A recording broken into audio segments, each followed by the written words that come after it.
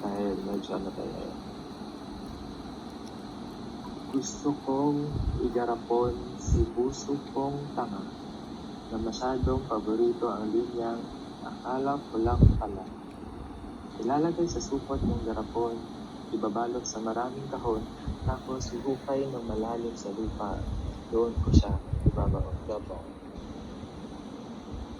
Papalitadahan ko yung lupa na makapal na semento para yung mga pag-asa niya sobrang mali, hindi niya maimbento. Iwanan ko ng matagal hanggang ang semento ay magkalumot, hindi ko siya huhukayin hanggang hindi niya katropa sa pagkalimot.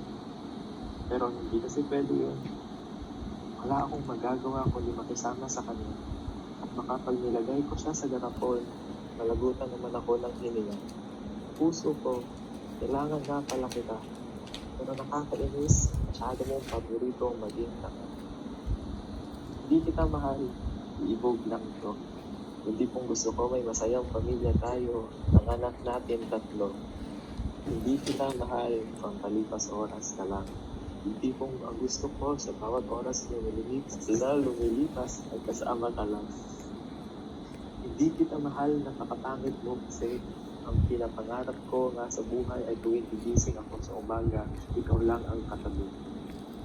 Hindi kita mahal, ang bobo mo kasi yung tipong alam mo ang lahat ng dapat mong sabihin kung kapag pakiramdam ko wala akong silid. Patawad, pero hindi kita mahal.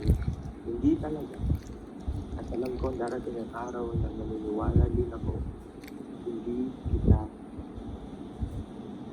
Ewan ko sino nagsulat ito, pero nakita ko. Hindi kita what? Hindi kita what? Sino kumaray? Sino kumaray dyan?